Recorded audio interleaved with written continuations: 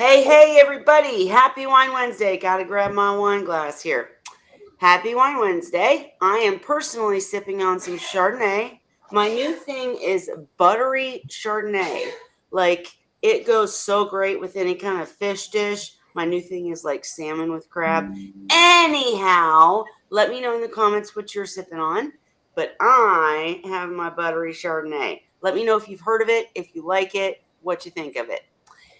I want to personally apologize, guys, for last week for not being here. As I told the group, I woke up at 8 o'clock the next day, later than 8 o'clock the next day, thinking that I was late for Wine Wednesday and realized that I was late for work the next day. So I've just had a hectic schedule lately. There's no excuse. I'm just sorry I wasn't here. But I'm going to teach Holly how to start Wine Wednesday if I can't be here. So we won't have another week where we're not here. But still, I feel terrible. I know everybody was worried, so I really do apologize. Happy Wine Wednesday, right? I didn't get wine last week, if that makes any difference. We're just But glad you're okay, Kelly. yeah, We're exactly. just Well, worried about you. well, and I appreciate that. I just feel terrible. And Ray is not able to make it this week because he is off vacationing. Hey, Shyla, nice to see you. I didn't do a lot of advertising for this week, so it might be a short session this week, but we're here for you. Any questions you have about seahorses? We do have a topic because it was last week and I wasn't here. We do want to kind of chit chat about the age of seahorses, how long your seahorses have lived, how long they're supposed to live. Are you supposed to feel bad if they don't live so long? That kind of thing. We do want to cover that topic. But Holly, you said you had a birthday in your Yeah, house. so speaking of seahorse ages, Yes. so the fry that I raised are starting to have birthdays now. So Sadie's the first one. She was from the first batch that I raised, and she turned 3 years old on Monday. Happy So birthday. So she doesn't know, of course. Right, right. But so today was my water change and tank cleaning day. So I decided to give her some new things for her birthday. So she got a couple new little plants, but the really exciting thing she got was a bubbling reef, kind of like what I have in the tiki tank. And there's never been one in that tank before. So at first, when you put something new, especially a big new thing in a seahorse tank, it's really suspicious. Sure. They don't trust it. But I got both the seahorses were sitting on the side of the tank where I don't feed them. When I put the new decor in, it was between them and the feeding area. And so they were kind of shy of it, and it got to be time to eat dinner. So I rousted them both, her and Dandy, and got them to swim past the new reef to the feeding area. And they both ate their dinner just fine. There's Dandy eating or not eating. He's just sitting there right now, Right. contemplating eating. He's very slow. But so, anyway, after dinner, they both went back over there to investigate the new stuff. So now they're having a good time with it. Dandy, remember, he doesn't swim very well. Right. So he he swam past it several times back and forth, testing it out. He's worked his way all the way around it so he knows he can go the back way or the front way. Right.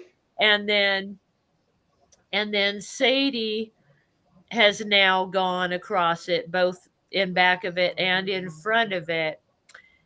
And she's sitting on the hitch. She has like a yellow hitch. Yeah, first place, she hitched to the airline to it and got in back of it and kind of peeked around. And What's this? Bubbles? Yeah. that's her yellow hitch over there. Both the seahorses like to sit over there. So she figured out she can get there. And then now she's been sitting on the yellow hitch, Yep. totally checking it out, just looking at it and contemplating it. And she got in front of her, there's a big, bright pink, like fuchsia flower that I Yeah. gave her. And she's hitched on that now, so she knows she can sit there. So, yeah, she's enjoying her new things. So she doesn't know it's her birthday, but she got presents and it's cool. Yeah, Right. yeah, Gotcha. yeah. And And you, sometimes now and then I just change things up for them a little bit, give them something new. Always leave, like, there's certain things in the tank that never change, like they're familiar things that always stay. But yeah, I switch other decor out now and then. And it seems to be a kind of enrichment for them. It gets them active and they're curious about new stuff. They like to check it out and investigate, and so they're absolutely. having a good time with it. Well, that's why my tank is so sterile because I was trying to get them to breed. And I'm wondering kind of if, new stuff and bright and exciting, colorful stuff doesn't entice something else because, I still don't have Fry, you guys. I'm still pissed off that I don't have Fry. But man, when I added the Robert King char chamber, they were like not attacking it, but Mhm. they were like, "What's Yeah, they're this? I love this. interested. I want to sleep Yeah, on this. I want to have yeah, bubbles up my butt." I mean, they love the new stuff. And the bubbles, they they do. seem to really like that too. I mean, Yeah. that's been your experience, right? Yeah, there was another video I posted earlier today. I I had the tiki tank cleaning going on, and after I finished that, one of the little girls went and hitched up in the bubble cave, right in the bubbles, Yep. taking a shower in there. And they don't do that all the time. They're not in the bubbles all the time, but now and then someone will go and sit Yep. right in the bubbles. They do seem to enjoy it. Yeah. To this day, that's how they sleep. They fight over the spot where they can Mhm. sleep where bubbles are literally coming off their back. I mean, does it tickle them, Cheryl? Or does it, like Holly said, it gives them a It shower? I don't know about a shower, but if there's anything on them, that's brushing it off, right? I mean, Yeah. it feels good. Well, also, like if it's a pregnant male, I've watched them. They'll get over the coarser bubbles and Hmm. literally move back and forth. They literally appear to be letting the bubbles Ah, massage the couch. Wow, mm. cool. Yeah, I think they Love get it. a massage out of it. But I I've do too. noticed Sadie lately, she's been dancing with the char chamber and in the corner, because it sits in the corner of the tank. And I think because I have insulation around that corner, so it's kind of reflective, and there's algae grow. I think she can see herself over there. So she's been kind of dancing and playing in that corner with the char chamber, and there's bubbles coming out of that, and she goes Yep. in and out. So I found that reef thing was actually in Scott's freshwater tank stuff that he had and wasn't using. So a few weeks ago, I put it in the bleach bucket Yep. and rinse it off. It's been sitting outside, drying in the heat. We've been close to 100 degrees here off and on the last couple weeks. So Right. we've got plenty dry and sanitized. So today I hooked it up with air and stuff, and Well, I'm it, glad you brought up the point that you can. We always talk about don't cross contaminate, don't take something from one tank and put it in another. But number one, if you're talking about freshwater to salt, first of all, the bacteria, most of the parasites are usually different. You still shouldn't do it like tank to tank, and you should do as Holly described and bleach it and set it out or make sure it dries or use prime or something like that to dechlorinate. But I mean, that's a great idea because these seahorses love this stuff. You know, I mean, if you're doing a tank that's artificial, they love the fake corals. And, you know, Holly, you said they have their favorites, right? I mean, they Yeah. choose something they really love, and then There's that's where they favorite go. there's favorite hitches, like there's places I noticed where they'll want to sit out and hang out most of the time. It's places you might see them, they want to sleep there, or so Yeah. if I figure that out, if they like a thing, that much, it stays. Hmm. And that's like an anchor hitch, like it never leaves. I don't switch out, what it is. But other stuff around the tank, I switch out now and then on a regular basis. I've totes full of little decorations and things for them, and as somebody pointed out, a couple weeks ago, holiday decorations too, because Yep. Petco Yep. makes little cute things for, and it's cool with the seahorses because of the way they hitch to stuff.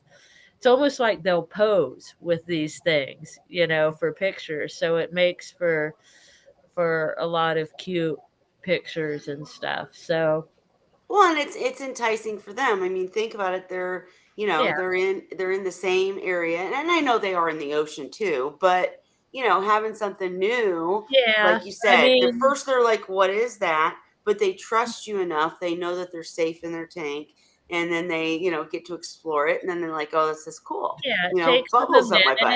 minute. They swim by it. Like I said, they were shy of it at first, but it got to be dinner time, and they hadn't swam over there. So I just rousted him. You give him a little tail tickle. Or, Dandy, I actually had to pick him up and aim him to where he would swim by Aim it. him. Yeah. And so they swam by it and it didn't try to eat them. Good. So after they're like, okay, so now I figure they know they can get by it. So they can Yeah. go back and forth to the other area to hang out. So then I just wait for them to explore on their own, Yep. and figure things out. It didn't take them long. Like I said, right after dinner, they were Yep. both ready to go over there and see what things were. Well, and Cheryl, I was wondering too. I mean, it does depend though. And Shyla, I see your question. We're going to go to that next. I promise we're going to get to the age of seahorses and discuss that. But I've noticed, like in my tanks, the personality of the seahorse matters, right? So, like in the 40-gallon all-in-one, they do tend to flock to and stay in the area where the Robert King char chamber is, where the most colorful things are. I don't know why, but they just tend to like that side of the tank. But if I add something new to the other side of the tank, it's like the females, at least in my case, in my tank, will go explore and the males kind of hold back. Right. Hmm. They're just kind of like, Hmm. let those girls go figure it out, and then we'll see what this is about. In fact, my male from Vincent, I keep thinking he's pregnant because he's very standoffish lately. So my whole point is, it depends on their personalities, right? Like with Holly, she had to make Dandy, she had to help him, and that's a different situation. I understand, but Cheryl, in your case, have you noticed that like males versus females, or just seahorse personality matters when it comes to new stuff in the Well, tank? remember, basically in the wild, the males tend to establish territory, and they hitch and Sure. stay in the area, and the females move through. And sometimes they may mate with the same male several times throughout an entire breeding season. Other times, they'll get one male pregnant, and then they'll go looking for another one, and it just depends on the females. Males, I, when they're young and foolish, they're all over the place, but they definitely become more Right. sedentary as they mature. I'll Hi, Vincent. say I see I've you. observed that Yeah. too. My females are much more active than my males. Yeah. They're the ones that go all over the place and do, exploring and go everywhere, and the males tend to stay in stay put more. They do move around, like since in the tiki tank there's only one male and four females now, he follows them around, Makes or they sense. all come to him sometimes too, Right. They're all but attacked. they're Well, all over the place. But still, he doesn't swim much, and it's almost like Dandy. He's not a swimmer. He stays down at the yeah. bottom and prefers to glide along from place to place. And now Dandy, he goes back and forth. He has two spots in the tank, one on each end. And one place is where he eats and sleeps, but he likes to go to the other side and hang out on that hitch when he's not eating or sleeping. So, He's got his yeah. territories. And Vincent, I did see you. Hello, Vincent. And I'm curious in your case because right before you logged on, I mentioned that the mail that I got from you has been very standoffish lately. Not to me, like, I mean, he comes right up to me to feed. And, if I come up to the tank, he's dancing and all that, but to the other seahorses. And so I keep thinking that and I see him with the female promotion rider constantly. So I think he's trying to get pregnant. But we're just discussing this. How do their personalities differ and how do they react to new stuff? And I would say my male from Vincent is the most standoffish, but it's like he's just being Hmm. cautious. You know what I mean? Like, I mean, and I'm like, yes, boy, you're my most beautifulest male seahorse, so you stay there and be cautious. But it's interesting to me that they They have different act so differently. personalities. Some Yeah. of them are much more outgoing. Some of them are very fearful. And over the years, I've seen so many deviations from what you would consider to be the norm. Nothing that they do really surprises me. I mean, Yep. my favorite was the male that was courting, and every time he would break off courting, swim over, inflate his pouch in the airline, and happily float to the Yeah. top of the tank. Right. It's like I have the biggest pouch. Yeah, Yeah. Look at exactly. this. And then he'd happily float to the top of the I'm tank. inflating it. Needless to say, I had to modify things for that. But it's like another time I had a male and female. This was a pair of combs, and they had already produced fry, and they were getting ready to do another egg transfer. Another female comes over and starts trying to dance with the male. Well, we always think the males are the aggressive ones. The female, who was his previous mate, kicked the what out of the stranger that was coming over and trying to pick up her man. She Yep. she You literally just never grabbed her know. and pinned her to the substrate with her tail. And we see you, Beta Thank Aquatics. you for Good the to see happy you. birthday. Sadie says thank Absolutely. you. But yeah, I mean, it's really interesting to me just to, I've had so many seahorse tanks and they all act different. Mhm. Like that's why it's so hard to come up with a, guide for certain things because it's like it just For depends on behavior. so many Yeah. things, not just the tank and filtration. That stuff's key, but then if they want to act a certain way, they're going to act a certain way. I mean, Yeah, Well, they're and they're you not start to just get to know what's normal for them the longer you have them. And Dandy sure, but lately, he's been slowing down. He's getting older, I think, for him. sure. And so lately, he's been in a phase where he only wants to eat breakfast. And then Mm. he doesn't want to come to dinner. He doesn't want to come to lunch, but he's happy See, I've never had what he's seahorses not doing. come for a meal, but And it but and that's if I interesting. roust him, he'll eat. Like if he'll be it's but it's hard for him to get around, So And how old did you say he was? he's going on 5. He's 4.5 now. And but Okay. remember, he's my handicapped one. Right. So I don't Right. know for him what his lifespan should or will be. I felt lucky to get him past 3 years old. I seriously didn't think he'd That's right. live that long, but he seems to be happy, And since I put the new stuff in, he became more active. So So the new stuff makes them active. I yeah, like it. Okay. but I mean, he was over there after, tank cleaning, and it was time for dinner. And I'm like, well, I want them to know they can swim past this stuff and be okay. So I kind of Right. chased them a little bit, and he swam and ended up where his food dish was. So I fed him, and he ate dinner. So it's not like he won't eat. It's like if he's there, he'll eat, but it's work to get across the tank. So, Well, Interesting. we need to dive into the age because yeah. that is the Yeah. topic since we didn't cover it last week. But no, Vincent said they all act differently, and I Mhm. agree with that. And I'm so sorry, I don't know if you guys can hear it because I do have AirPods in, but I've got I noise in the can't hear background. it. That's why I keep looking over, and I'm like, shh, I can't sorry. hear it. Okay, good. Yeah. The other But thing yeah, I too, know it. Go with ahead, Cheryl. like with your seahorse, is he's probably hungriest first thing in the morning, so he's Mhm. going to be waiting there.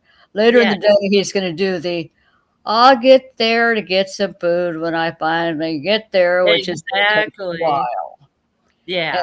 And it makes sense to me. And again, the males tend to be more passive, except when they're courting. Yes. And it's Sure. one of those things where it depends on the individual personalities too. They're all a little different. Mhm.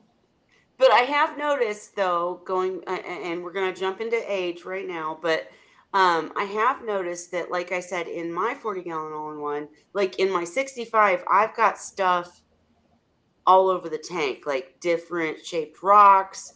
Maybe, the flow's different in different areas, macros, etc. So there's different things to explore. In the 40-gallon all-in-one, because I was trying to breed and keep it really simple, I just want you to give me babies kind of situation. All of like the Robert King char chamber and the pretty decorations tend to be in one area, and that's where they tend to Mhm. stay. I mean, they do swim around, Mhm. especially the Vincent male. I call it my Vincent male. I should just name him Name him Vincent. after But Vincent. Just call him Vincent. We'll know who you're he talking about. Yeah. Vincent likes to get away from the rest of them. I don't know if it's just his personality or if he's trying to get pregnant or whatever, but I'll find him all the Mhm. time when I go to feed because I'm a terrible seahorse mom, just like missing you guys last week. Sometimes it's like I'm just feeding them and I've got to go about my day. I don't have time to sit and observe them and what are they doing, that kind of thing. But I'll notice that he'll be on another side of the tank by himself. And the rest of them are over here playing in the bubbles, on the stuff. Mhm. And my Vincent Seahorse is like over there, just like, you guys are stupid. I'm chilling. Yeah. I mean, he's over in his own area, territory. And so maybe it's just personality. Maybe he's trying to pray. Who Mhm. knows? But it's not like they don't like the areas that aren't festive Mhm. and bubbly. And Shyla said, unlike all of yours, my pair isn't a big fan of the air bubbles, but I do realize my female loves to hitch the plastic chains and airline tubes, while my male prefers the gorgonians and Mhm. macroalgae. That's interesting too. So I think they do have like Yeah, they do. preferences. So if you have a seahorse that just, I mean, I don't know how you tell that they were unhappy, but if it's not very active, maybe try adding something different, see if it perks them up. But in my case, I have a male who just does not want to. And I do have to say, you have to remember in my tank, there's another male that's kind of obnoxious, right? I mean, Mhm. like from the start, he's just been Yeah. obnoxious. So he's probably trying to just like steer clear of him. Yeah, But probably. he's happy on his side in his Mhm. territory doing his thing, right? And his Yeah. girlfriends come see him, and it's great. And Mhm. I've always said males tend to have different territories. Did you notice that, They Cheryl? do. They do. Cheryl, did your males always have like sections of the tank that were theirs? What? Yeah, that basically what they would do, and normally it involved places where they could actually go into areas where they could hide into rocks. Ah, Mhm. Because again, this goes back to I've watched them enough times. When they're very pregnant, they're not going to come out and do a whole lot, sure. and they're going to tend to stay well hidden. I mean, you know, you get to know where they're going to be. It's pretty simple because they're usually in the same spot. And but what I've seen is the females still continue to move throughout the entire tank while the male's pregnant. Mhm. And I've had some females come over every morning when I start to turn on the lights, go straight over to where the male is Yep. and, and meet up with him in the morning. Right. Well, Mhm. and my males aren't pregnant yet, unfortunately. But like I said, at first, when I noticed that my Vincent male, I'll just call him Vincent, Mhm. as we said, like I wouldn't, I'd be like, where is he? What happened? What's wrong? And then he comes shooting out of the corner of the tank, right towards my face, and I'd be like, there you are, buddy. And he just has his area. And then I noticed the girls started going over there to see him, and then they come back and play and whatever. And it's just, it's interesting how they have territories, Yeah. personalities. And I think you're right, Holly, they have different preferences. So I just think it's a good key that, you can change things up. In Shiloh's case, they don't like the bubbles, but Mhm. they like the fake plants. So just play with stuff to make sure that Mhm. your Yeah. seahorses are enjoying their situation. Mhm. Um, and hey, Fish Fam Link, see you. Good to see you. Yeah, Um, Scrappy Doo, he hung out on the opposite side of the tank from Dandy on the yellow hitch where they're now hanging out. So now Dandy goes over there and hangs out all the time. yep. But back when I had Scrappy Doo, they would occasionally sit together. Like they would visit each other once in a while and Hmm. actually but it was rare. What they didn't hang out all the time, but it was almost, they're like dudes checking up on each other. They're like, Yep. hey, how's it going? Haven't been over here in a while. They're just spend some time together, but it wasn't like hitching together all day or Right. for Right. extended periods of time. They'd spend maybe a couple hours together, like every several days apart. Well, right. And I was going to say, in my case, I keep talking about my Vincent male being on the side of the tank where the rest of the seahorses are not, and he Mhm. seems to stay clear. But as I said, the other male in the tank is obnoxious as hell, right? Mhm. So anytime So no wonder. my Vincent male is, in the area of the other seahorses, this other male is jumping on him. I mean, it's just Yeah. constant. He's Yeah, yeah. he's That's Boy. constantly trying to, and I feel like it's not when you watch. I'll have to do a Mhm. video and post it. It's Uh-huh. not like mean. No, It's they're not just fighting. like Vincent seahorse is like, dude, grow up. And and the other seahorse, let's play. Like a little 2-year-old Yeah. is what it comes across to me. But anyways, yeah. um, Are they the same age, or is the one that you got from Vincent a little older? actually, it's younger. Believe it or not, That's he's just more mature. I don't okay. know. It, I don't he know. may be a fear factor trying to stay away from the other male. Maybe, and it's not. I don't think it's like fear. He just doesn't want to mess with it. You know what I mean? Yeah, He's not it's not. unhappy.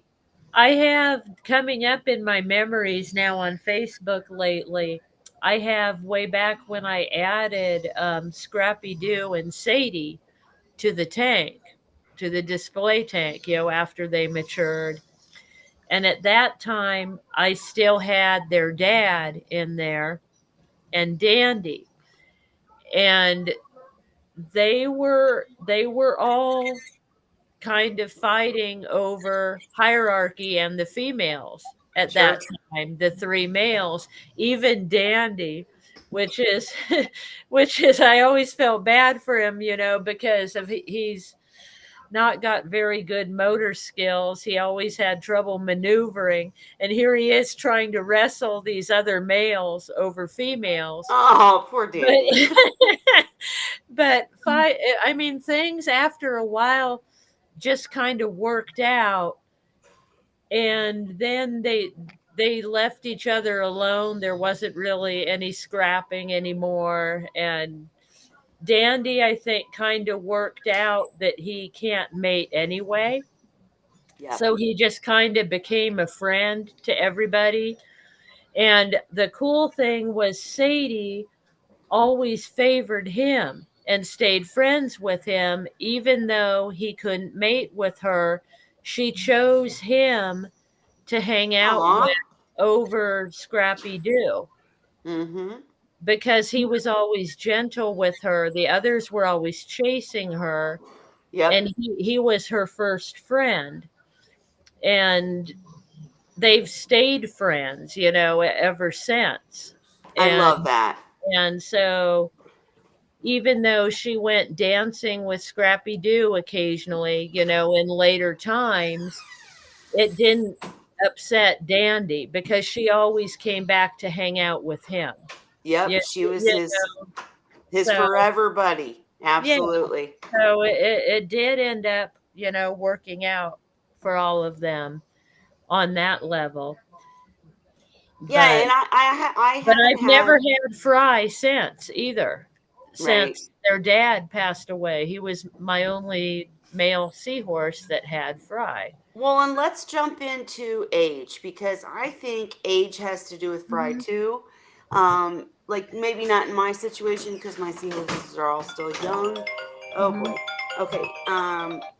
Yeah, I'm live. I gotta call you back. Sorry. Okay. So what I was saying is, I think age does have to do with it, and just if you have, like if you have a handicapped seahorse, etc. If you have seahorses that just don't like each other, or in my case, we've talked endlessly, and just like I missed last Wine Wednesday, guys, I'm just so busy and life's so hectic. I haven't had a chance to switch tanks around and put seahorses in different tanks. Maybe I'm not getting fry because of the fact that this second male in the tank is so obnoxious and jumps on everybody every time he gets a chance, right? Have any of you had a seahorse that just acts like a 2-year-old and thinks it's constantly playtime, constantly time to jump on each other and, wrestle and oh gosh, I can see, you know, it's I say this and everybody's going to be like, seahorses don't have facial expressions, but I can almost see in their facial expressions there's like, oh, here comes the Joker and he's bugging me again. I don't know. But anyways, sorry, I'm rambling, I'm jumping around. So with seahorse age, Cheryl, what age do they typically stop breeding? I'm just curious. And there's it depends on their health. Uh, my pair of tiger tails that I got that were wild caught, they were already full grown adults when I found them and rescued them from a fish store. And they lived another 9.5 years in my tank Holy and moly. continued to produce on a regular basis. Jeez. And Wow. was this a and Cheryl, was this a very sterile tank? Like a breeding tank? It was a that the tank that they were in was an old 58-gallon oceanic tank, and it was set up with an overflow box and a large sump, 29-gallon sump.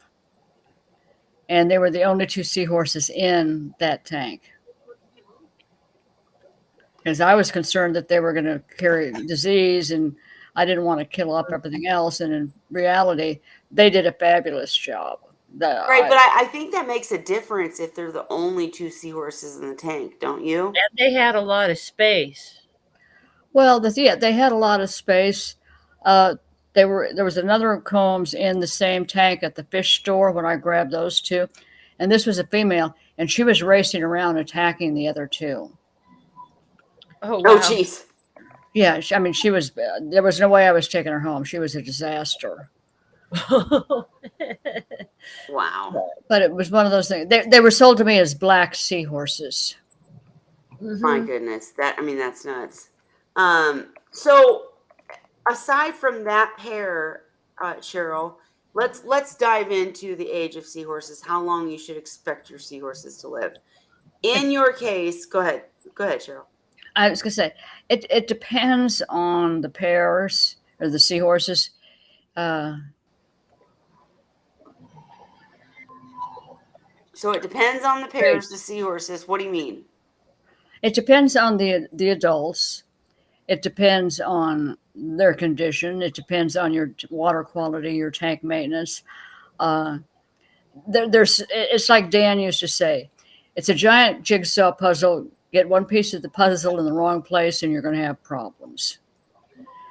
And it's one of those things where I've had seahorses. Uh, well, my male that I got from Jorge Gomez Gerardo lived for several years, and he paired up with a female that I raised, and they made it. I want to say 10 or 12 years.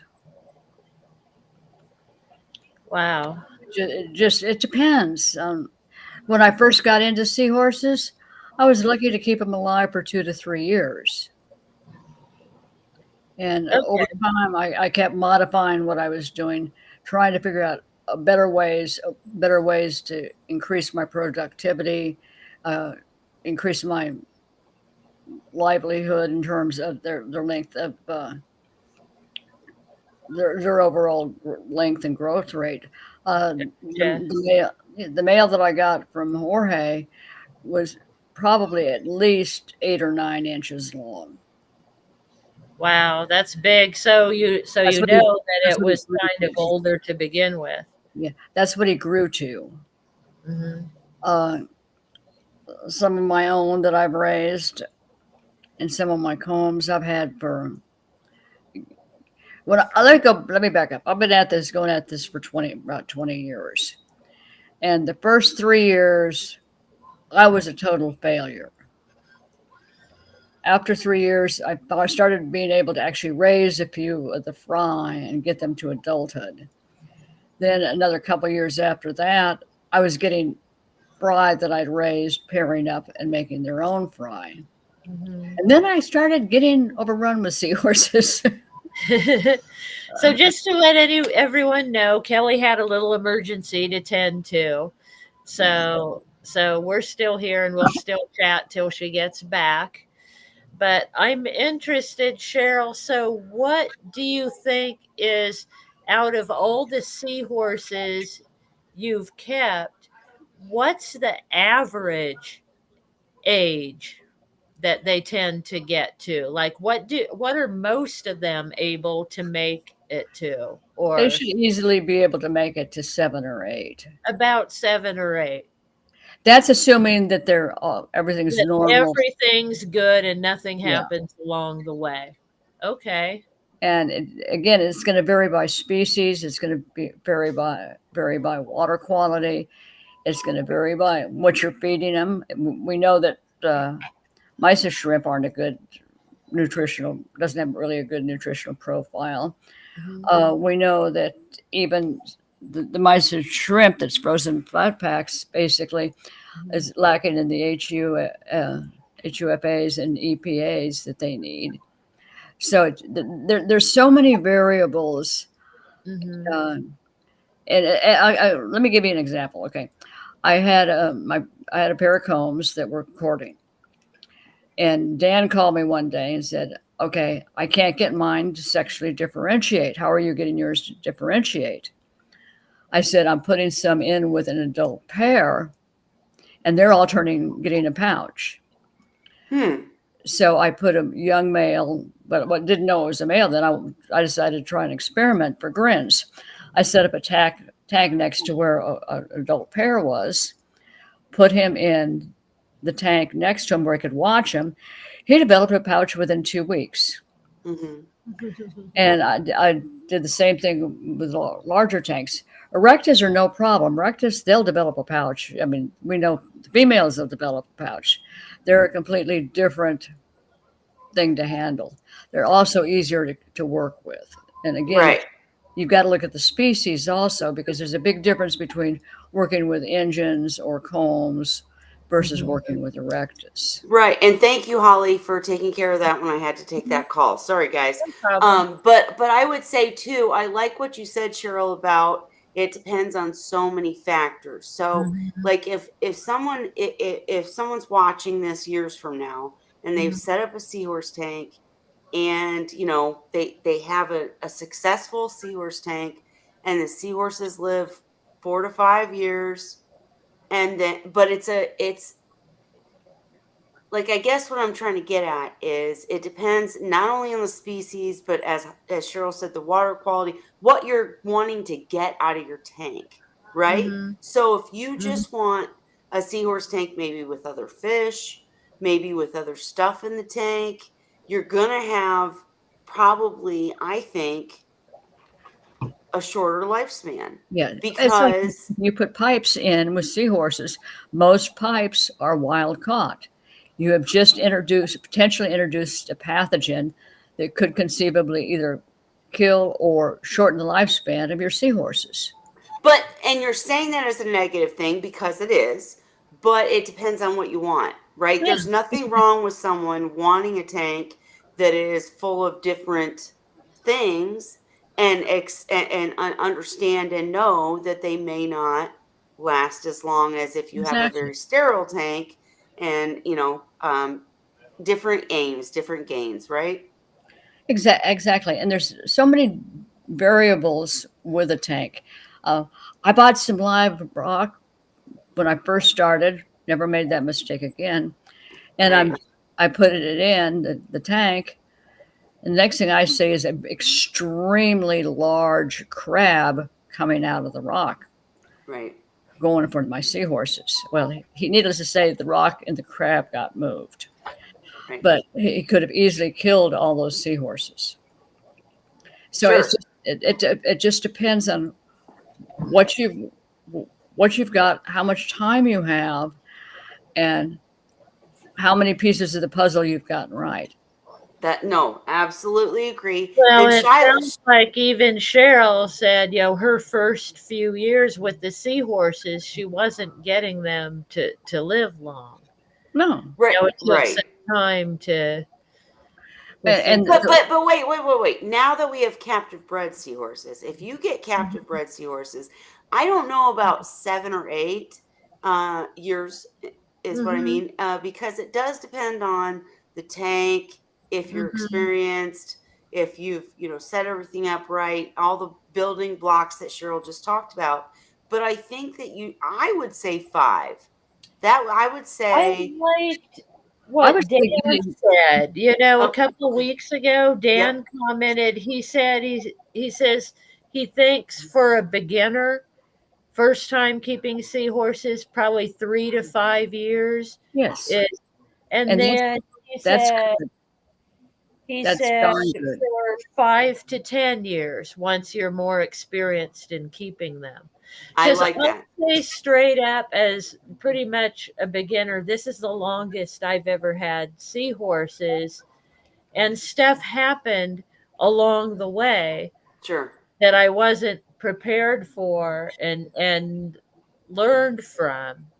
Well, right, So and it's really easy for someone like me to say, "Oh yeah, I kept my purple seahorse lived for 12 mhm, years," mhm. but there was 10 other seahorses that didn't, right? I mean, like, Exactly. so Yeah. we're wanting people to understand that you can keep seahorses for much longer than any of the experts Mhm. expected, not accepted, expected. Like they say sometimes they say seahorses only live for a year in the wild. That's their lifespan. Mhm. That's kind of crazy. Maybe for dwarfs, It's but not for the larger species. well, But In it a depends on tank, what you happens to them, I think. There's older right, ones, but a lot of them, like my husband says, they're food. So, right, just like right. any other fish, stuff happens to them, but if it doesn't, they can live for a long time. Right, to say that their life expectancy is a year is ridiculous. But I don't think also it's fair to say they should live 14 years because that Mhm. totally we've we know people that have kept them for Yeah. 11 to 14 years. Yeah. But It's rare. that depends on what you're doing, what you're trying to do, what kind of system you have. I mean, if you've got, a 300-gallon tank and it's, Mhm. flow through and you're trying to breed and whatever, and there's nothing else in the tank, well, Well, yeah, you're going to keep probably them the forever. individual seahorse too. Right. Just like Exactly. individual people that make it over to over 100, but Well, most of yeah. us won't. I think one of the biggest problems most people have when they're starting out is they tend to keep them too warm, which increases Sure. the likelihood of Sure. bacterial infections. I think that's the biggest initial failure because I see it all the time and hear it all the time. Oh, I keep them at 77. I keep them at 70. No, you don't want to do that. And then you explain to them why. And of Sure. course, when I first started with seahorses, I didn't know it either. I didn't Right. know that. Mhm. And it's Right. nothing that's wrong with people. There's so many different pieces to the puzzle, Mhm. and it takes time. Yep. And it's like when I had the freeze and lost power for over 12 hours, and my nursery tank got down into the 40s. And this was my first real success raising fry. And they were all laying on the bottom motionless. And I admitted I had tears running down my cheeks because that was the first real success I had. And I put a heating pad underneath it because the stand was up off the ground.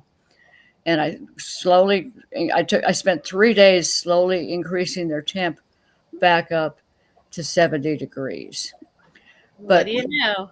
within a couple of hours, the little seahorses, they started moving their heads. Start waking up.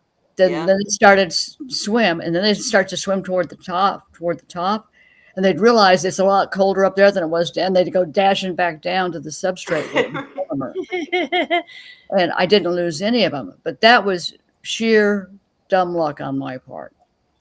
Right. I'll Well, never and forget the first time I experienced that was actually with cichlids when I was young, when I was about 12. I had convicts, they called them, then the blue and black oh cichlids, yeah. Mhm. African cichlids. And I lived here where I live now, kind of in the mountains, and we had a bad winter. I was up at my grandparents' house and got snowed in there.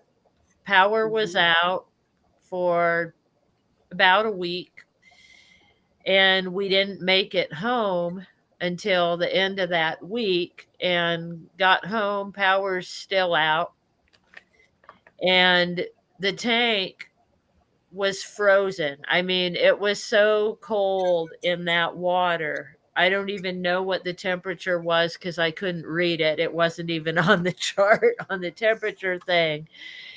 But my cichlids were white and they were at the bottom of the tank, just laying there. Oh my gosh. And I thought they were dead for sure. But I got stuff going again, started warming up the tank. And I'll be darned if those fish didn't wake up. They started turning back their color again, the blue and black, and they slowly woke up and started swimming again. They were fine. It's nuts. They can They went hibernate. dormant. Yeah, Yeah. they were hibernating, I think, because it was Yeah. freezing cold, kind of like goldfish do, I guess. Because I keep goldfish, and we don't get freezing here like they do in some of the states back east.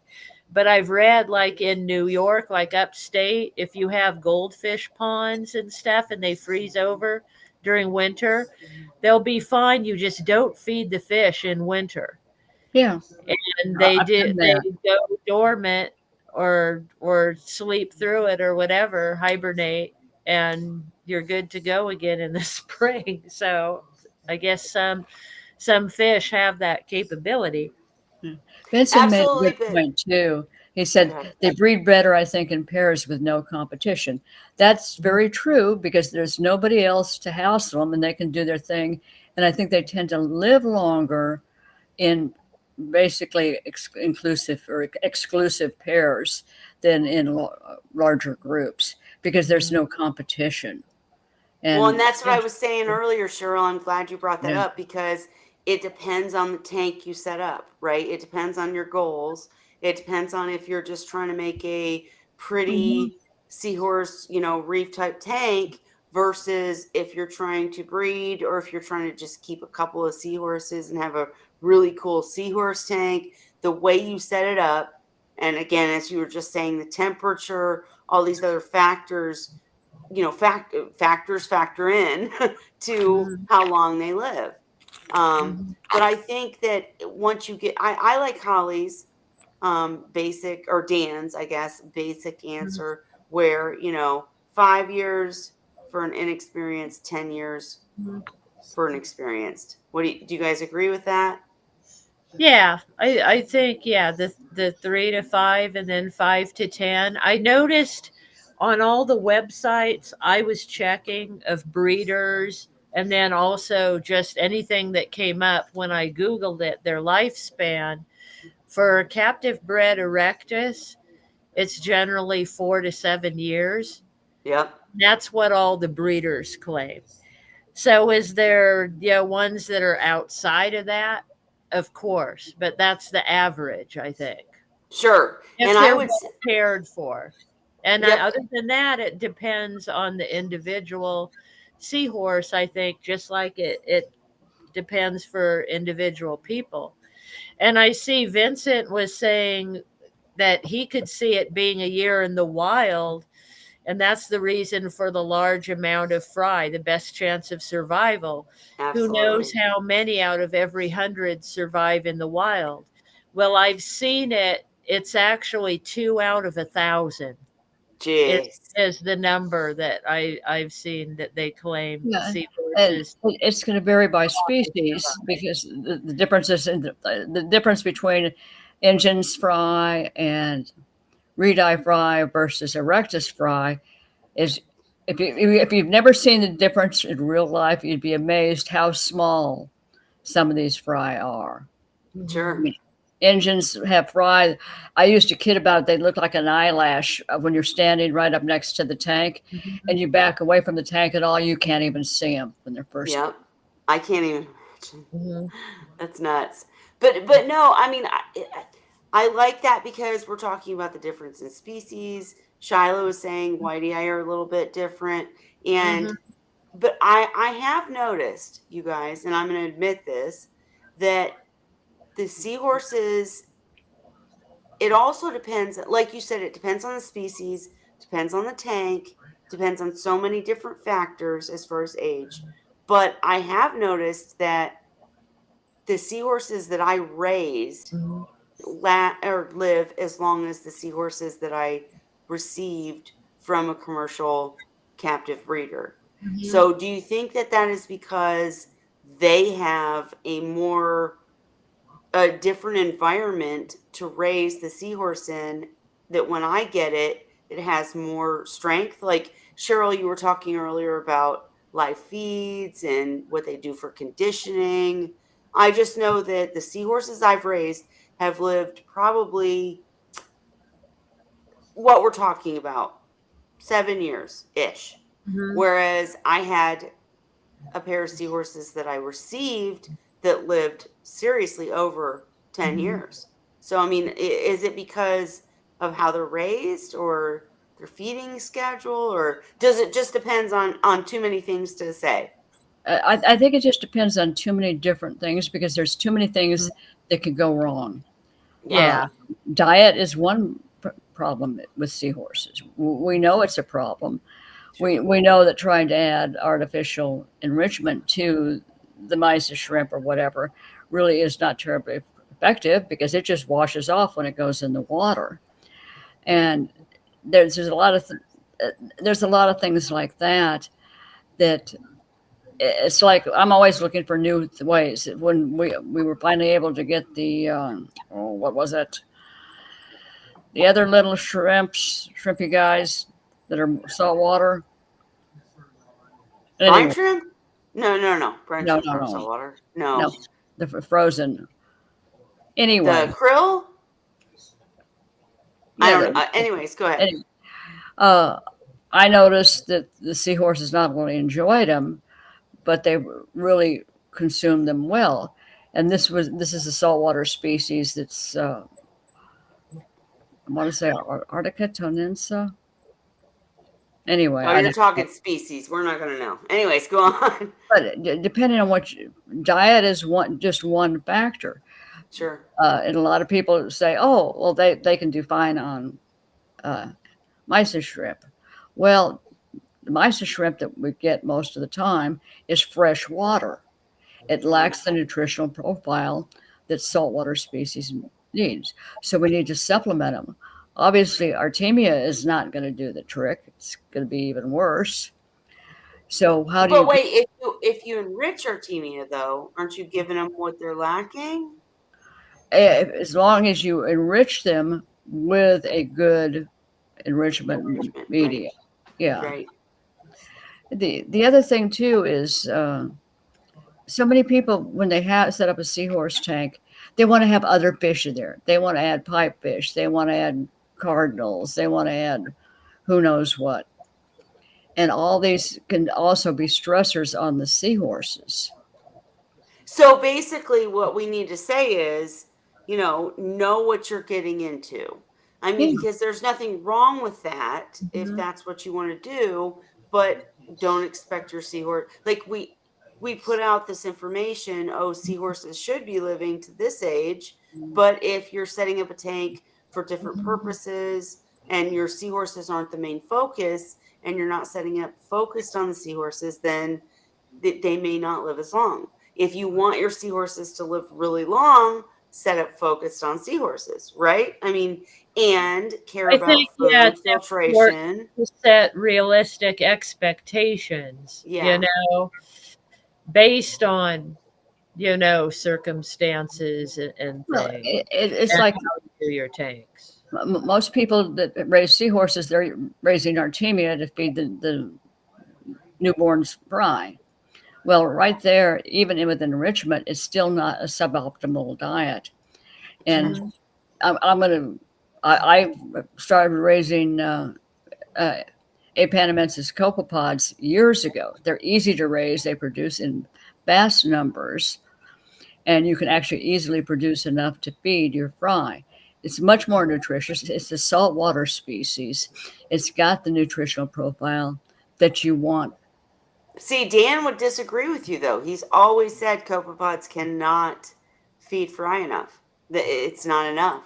I mean, he's always said you can't It's produce because you enough. can't have enough of them. Right. It would take Not that they're so not many. nutritional enough, just that you can't produce enough. But Cheryl, maybe Mhm. you'll prove him wrong. I mean, Well, no, the thing is, originally when I first started, you have to understand, I started working with them in 2017, 2018. mhm. And back then, virtually no one was really doing a whole lot. There was one person, I forget which group he posted in, he started raising them. And I followed his uh, techniques that he used. And depending on the species, some of them are very slow producing, some of them are a real pain to raise. But the Apanamensis pods are easy to raise in huge numbers. And as such, they make a great food source, beats the heck out of Artemia for neonatal seahorse fry. Well, it depends too, I think, on how many you have as far as Yeah, seahorses. If you have tons of seahorses, then yeah, it's unrealistic to supply tons of copepods. Sure. But like for instance, in my case, when I was raising Sadie's batch, I didn't have that many survivors. I was raising a few of them really. I got 5 of them to adult.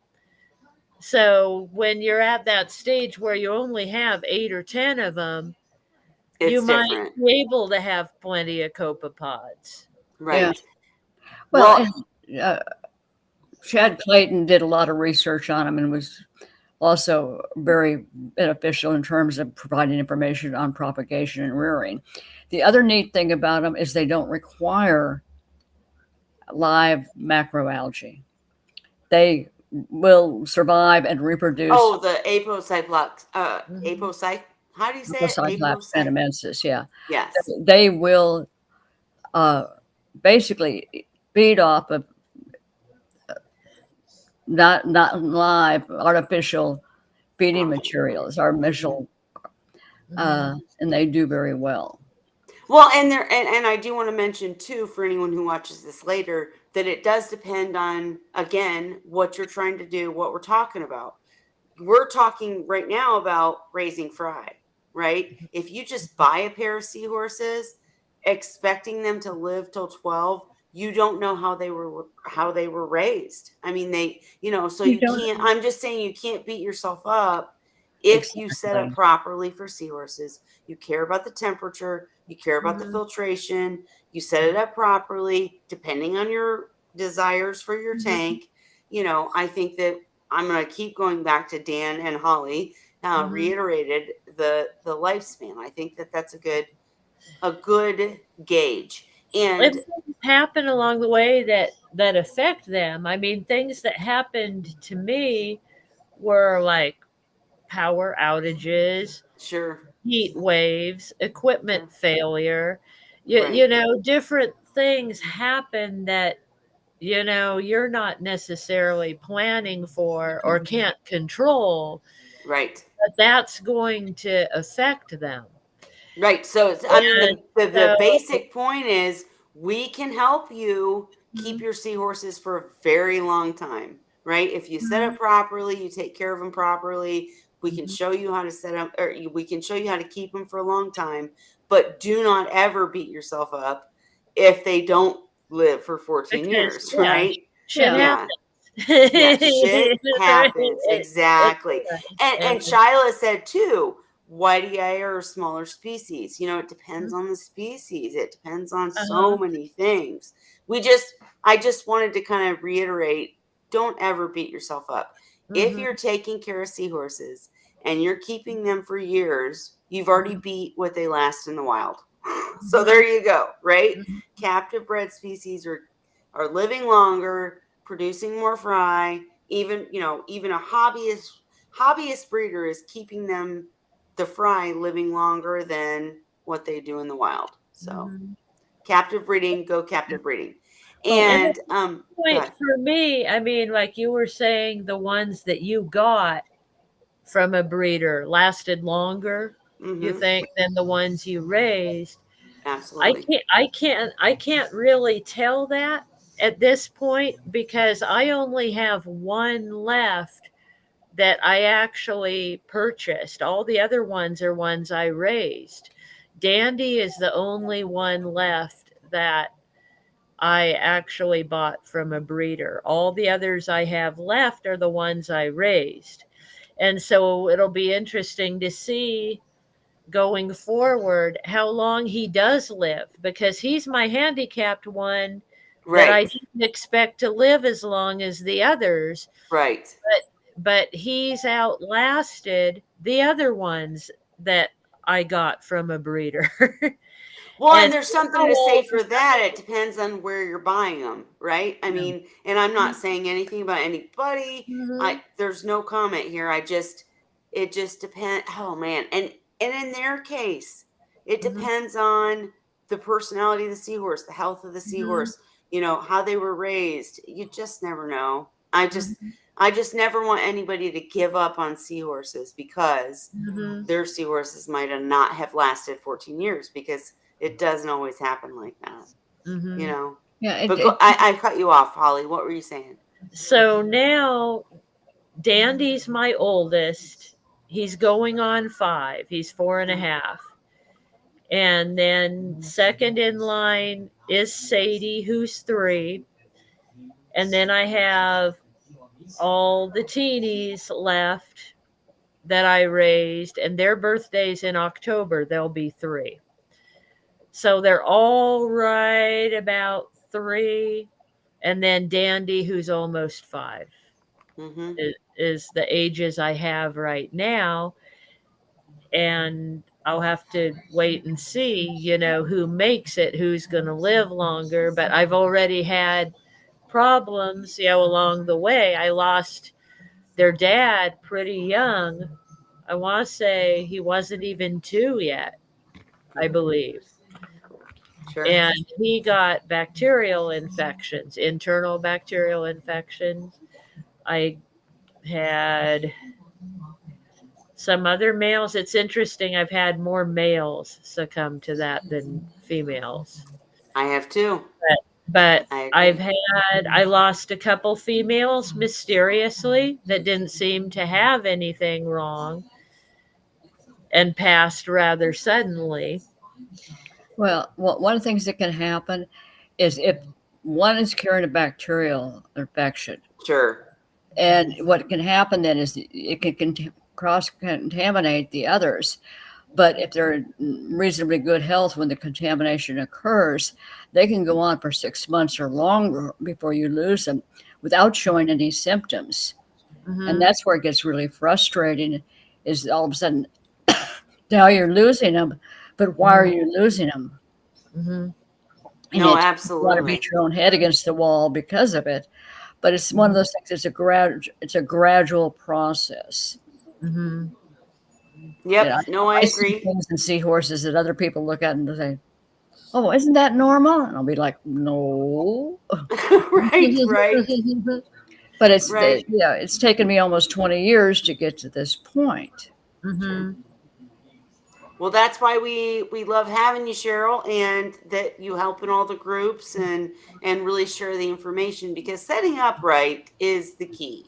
I mean, depending on what you want, again, your expectations should be different. But like Holly, you were just telling your seahorse spans, and I'm telling you, like the my original pair that I got the first time, Hmm. they lived, it seemed like forever. Like literally, when I believe that my male passed from, I would say old age, but I had neglected the tank, so who knows. But Hmm. he was over 11. It was nuts. I Wow. mean, yeah. Whereas, as I said, the seahorses I've raised, and again, like we've been talking about, I've told this story, I've admitted it. When I lost most of my original seahorses that I raised and that I purchased, it was because my mom passed, something happened in my life, the tank was neglected, and that was my fault. Who knows how long they would have lived?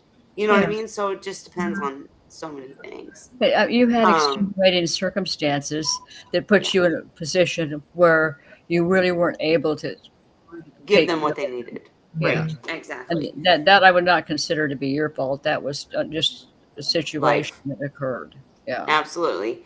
And Vincent said, we all lose fish along the way, consistently or constantly working on creating a better environment for the animals we keep. You can and will over time learn to give them what's needed and work for the particular fish, seahorse, or whatever. Exactly. And in this case, I keep saying it depends on what you want.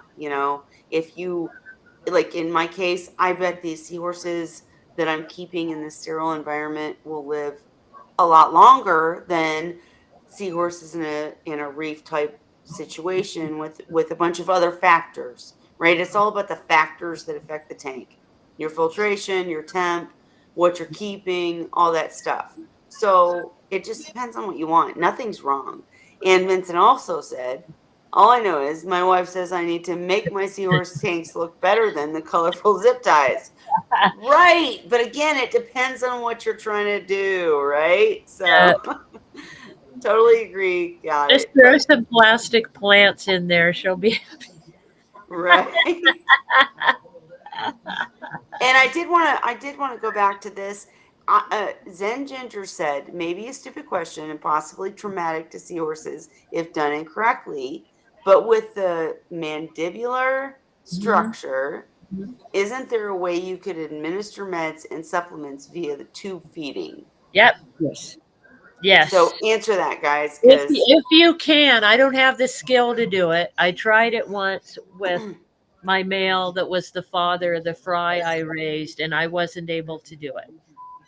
The biggest problem with trying to tube feed is most of the time you don't get it past where it needs to be down into the actual uh, oral cavity. You go, and then what happens is it comes out basically through their gills.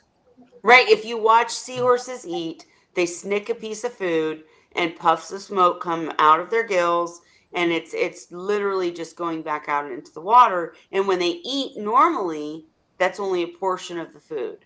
But if you're trying to tube feed or force feed, then it's all coming It's out. it's tricky. There's videos of how to do it. I watched videos of how to do it and I tried it. I got what I needed from the vet and I couldn't do it. My vision isn't that great for one thing. And trying to get a tiny tube into the tiny mouth of a squirmy seahorse. And having him tilt his head back so you can get it down Well, far yeah, enough. the thing I is, don't know. you I gave up on. I'm like, there's no way I could do this. yeah, you have to get it to the point that it's back behind the operculum, where the operculum is, in order to get it into the oral cavity where it'll be a benefit. Otherwise, it's just going to go straight out their gills. Well, and as Holly was saying, I wouldn't know any of even these, how to get there. I well, wouldn't know if I even was the there or not. right, and Mm. any of these It's treatments, tricky. I'll tell you, when I first had to do a pouch evac or a pouch flush, excuse me, it scared the shit out of me because Same I'm here. so afraid that I'm hurting the Gonna seahorse. poke him, yeah, because Yeah. this little thing, you've got tiny tubes and a little seahorse and a little opening. You got to stick the tube in, and And it's they're not not happy. They're wiggling the whole time. yeah, so they're wiggling, you're stressed. You've got if you're a surgeon, you probably Right. could do it. Right. Yeah. If you have a I'm no surgeon surgeon, I husband, go found for out. it. But yeah. Or if you're a surgeon, I shouldn't say husband. But yeah, no, I totally agree because like I said, even pouch evacs, it's nerve wracking. It's really it's stressful for you, it's stressful for them. You poke the wrong way, you do it the wrong way, it's gonna be a mess. And yeah. So I don't know. there are It ways, but can I be wouldn't. done. If you can do it, you can do it. I mean, Yep. people do it. Yep. I'm not one. It's just like some people are surgeons and most of us are not. Right. Well, To and be we say, and I can say, and Ray has said, and I think all of us have said, we've never had extreme long-term success in a tube feeding situation. But none of us are surgeons, right? So, I mean, yeah. like Dan might have. I'm sure he probably has. But in my case, I don't tube feed. I don't do it. Yeah, I won't If they're now. I not try going to like I eat, said, I gave it a try once and I decided it wasn't something I was I've capable of. tube fed a number of different animals and also intubated humans before and stuff. Yeah. And that makes a big difference. But I'll tell you, Yeah. seahorses are a lot harder to tube feed than a swan is. sure. And Yeah, Cheryl, Cheryl have you? has a veterinary background Yes, she too, does. so She's and a medical veterinary and surgeon. medical, Yes, but so I think certain people have the skills that they can do that. I Not am all of us. Well, I agree. the problem is Wait, hang on. I agree with everything just said. But Cheryl, have you ever had a successful situation? And we're all being honest here. Have you ever had a successful situation where you tube fed a seahorse and it solved the problem? yes. Really? I don't But like you the anymore. trick is No, to I'm kidding. get it I'm kidding. down past the gill structure, past the operculum, and that whole area. And that's where it's very tricky. But for me, it wasn't as bad because when I was volunteering with the Denver Zoo, I used to medicate all kinds of animals, tube Right. feeding them, and worked as a paramedic also. So I've innovated. I put tubes down a lot of things. A lot of things. Right. And, well, and that's the problem too, though, is that the description, like my instant reaction was to say, so there's the answer, folks. If you have a problem like that, we got to go to Cheryl because she can tell you how to get past the But it's problem. not. But actually doing It's it, doing it is it's doing probably it. the Telling thing. You somebody have how to to do be it and actually doing it are two entirely different things. Yeah. When you Yeah. start putting tubes down into airways or into stomachs and stuff, it's a whole different world. Yeah. And it's one of those things where I used to raise cockatiels for a while, and I used to start hand feeding them, tube feeding them when they were little bitty. That way, they were loved people, and that they didn't know that they were birds. But that's a whole different, you know, it takes a lot of practice. Well, I would say probably the best thing would be to be with Cheryl and have her show you in person how to do it. Right. That I think is the only way I could do it is having somebody experienced standing by and helping me through my first few times to show The me. thing is, when you're doing it, the problem is when you're doing it, you have to feel it when you get it past Mm-mm. all the gill structure and it's going down into the stomach area. Look, she's doing the hand motions, Yeah, and she look, knows I how to do it, I but know, but Hey, all we have is like die hard. I'm literally like white knuckling it right now because you guys, I mean, this is why I do the show, and this is why I make sure that we come together and talk about this stuff, is because it's not easy for the average person to figure that out. And like yeah, even with pouchy vacs, with the first time I did one, I was crying. I thought I hurt the seahorse because it's bone, like if you yeah, hold a seahorse that's stressed and doesn't want you holding it, it starts doing this bone thing where you the can't. crunching. Yeah, it almost you feel like you can hear it, but it's not really a sound, it's really you feel it, but they're crunching and you It's can like like they're crunching their bones or something. yes, and you're like, "Oh my god, it's falling apart." Oh, And when they're getting mad at you Yeah, yeah, yeah, and they're so I'm just growling. yeah. Yep, absolutely. So I'm just saying, anybody new or anybody who's having a problem with seahorses, don't beat yourself up. We've all been through it. We'll help you through it, absolutely. If you need tube feeding, go to Cheryl because I don't do it. But I mean, these things we're learning how to do them. We're figuring out better ways to do them. We're figuring out how to keep seahorses longer. But I'm just saying, it depends on everything and most This of us this is can't do why this. I don't advise people to tube feed because the Yeah, vast majority of people are not going to be able to do it, successful. and it takes a lot of practice. And when you're doing that kind of stuff, you start out doing it on dummies. I mean, not dumb people or dumb animals, but I mean on Dummy seahorses. no on fake cadaver type stuff. Sure. And that's where you because in order to do it correctly, you've got to get it down into the stomach area. Hmm. Otherwise, you're going to be putting fluid into their gills or into their lungs, which Hmm. is going to kill them. Yep. And that's why I really don't recommend it to most people because it's one of those things that it it takes a lot of skill to be able to pull it off. Well, and the main key is set up properly so that you don't run into these circumstances. It may not be your fault. It may be something that happened to the seahorse prior. I mean, there just are so many circumstances. But yeah, I don't tube feed. I never have, never will. Never tried it, When never will. I tried with Sandy, I'll tell you, I could not even get it into his mouth. Yeah. Really? See, His mouth is going yeah, Yeah. Oh he's yeah. hurting you. everywhere. Bite His you. body's going like this. His mouth going Well, everywhere and else I mean, but where I want to put the tube.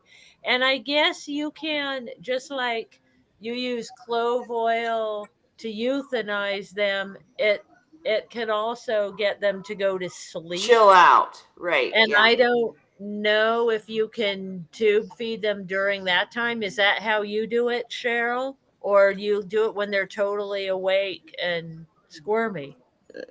It depends on the organism. Like if you're doing it on a swan or something like that, you have somebody else to help you hold it. It's not a big deal. But if you're trying to do it on a gorilla, you better sedate it. But with seahorses, So do how you about a sedate them? seahorse? I'm asking, do you sedate seahorses when you do that, or you do it while they're all squirmy I still, just do. I just hold their head very so they carefully, can't squirm? stretch out the snout and neck to try to See? get as straight an angle as I can, and then insert it. And I have to get it into. You have to be careful not to get it into the gills portion, which is where it wants to stop, because there's an actual kind of like our hyoid bone. There is a structure there that tends to block it. So you have to kind of feel your way around it. And it's the same thing when you're feeding baby Mm. birds. You have to feel where the tube is to know that it's in the right place. See, and that's what I'm saying is if you're an average hobbyist, I don't know You're what not you going to do mean by that. So to I feel don't. it out. I'm not feeling anything out. I'm worrying about the damn seahorse wiggling and jiggling in my hand. Oh no, Yeah. no. I don't So, recommend this. Clove oil is used to trim the teeth of puppers for minor procedures, but I think it might make them choke. I don't think that they would swallow right away, but that's above my pay grade. wait, what'd you say? You said I would Oh, read, what Zen Ginger said the thing is, about using clove oil when you're playing with for something anesthesia. that's tiny as a seahorse and try to pass a tube down to feed yeah, them, it's virtually impossible to make it successful. yeah. See, and Ray never had success. Yeah. I mean, if you're, and it's different though. It's different if you have two seahorses and they're your babies and you Mhm. want to save them. I've been there. I've been there. I've Yeah. done everything in my power to save seahorses because something went wrong, whatever. Mhm. But again, I'll just go back to set up properly, make sure that the tank is adequate for seahorses. If you want to keep the seahorses, maybe don't have all the other stuff. If that's what you want, that's fine. Do it. But then, in that case too, if you're setting up a tank that has a bunch of other stuff, whatever it might be, fish, coral, whatever, then you get a problem with the seahorses.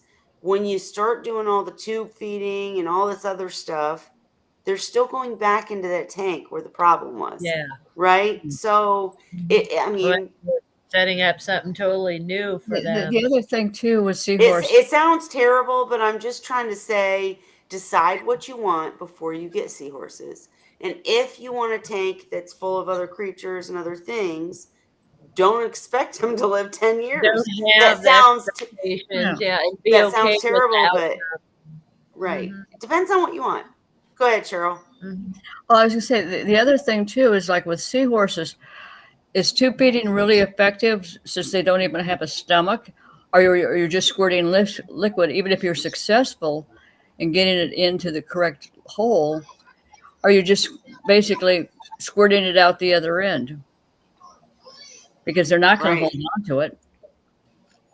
They don't And have. Well, you could say though you were successful in doing it. You saved some seahorses by doing that, so it must have some benefit. And I I've mean, seen that. it's tricky. I've seen videos of that being done. I've heard that It can be it it done. it work. So if you do it right, I think it'll work. I just think that most of us do not have the skill level to be able to right, do and stuff like Holly, that. But if you do, yeah, you know, but you know what? You know what? Here's the thing.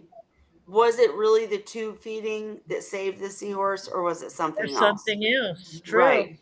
Mm. I don't know anybody who has had permanent long-term success with a seahorse from tube feeding. That wasn't the topic tonight, but me Well, personally, I'm since not it doing came it. up. Yeah. Mhm. Yeah, I'm not doing it.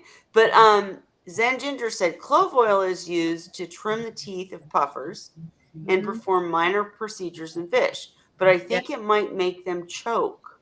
I don't think they would swallow right, but that's above my pay grade. Right.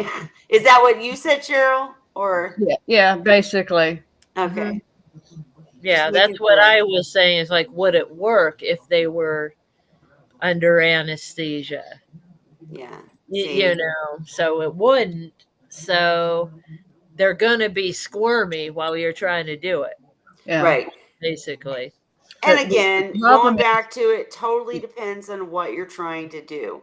In my it's seahorse not. tank that had macros and everything, it was a different situation than if I've got a tank that I'm trying to breed seahorses and it's sterile.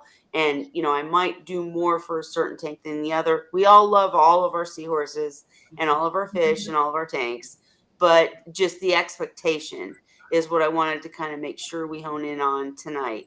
Is that don't beat yourself up if your seahorse lives 5 years in a tank that's not sterile and has other organisms, you've done good. Is my point. Hmm. Yeah, Go ahead, I Cheryl. don't recommend trying to tube feed a seahorse, quite frankly. I mean, it's hard enough with something that's much larger, and you still have to be sure that when you put the tube in, you're not wanting to squirt food into their lungs. You're wanting to get it down Right. into the stomach, and it's Yeah. really easy to go into the wrong hole, and that will kill them. No. Yeah.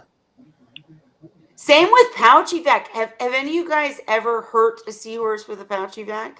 I haven't hurt one, but I did a pouch vac for Sandy and it worked. Yeah? And Long term. I've done no, I've at done the several time, pouch evacs. What at was the it, Cheryl? time, I've done several pouch evacs. There, once you've done them a few times, it gets real easy. The biggest problem I have is one male that I had was my one comes male. I used to make sure his pouch was completely cleaned after he delivered. Well, he Oh. developed the habit of doing crunches. I'd put water in his pouch, and he'd do crunches and squirt me in the squirted eyes. at it. Yeah, yeah. He says, "I know what this is about, Mom. Yep. Yeah. Let me help Hey, you mom, out. knock off the water in the pouch. I'm fine. Yeah, let's flush this pouch."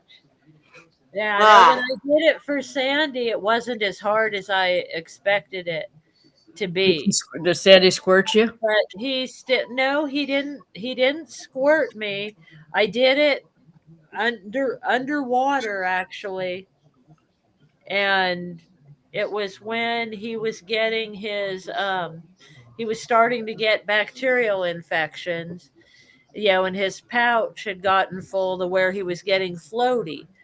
Yeah, And I was able to get the air out, and flush it, I you know. remember that.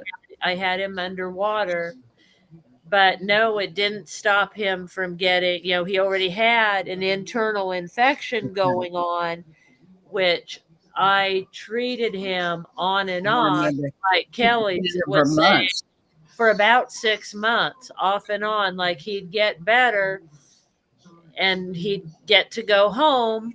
When I thought he was better, he'd be normal for a while and then he'd get another Yeah, infection. So this went on for about 6 months before I lost him. So, like when Kelly's saying, was it long term successful? Did he survive?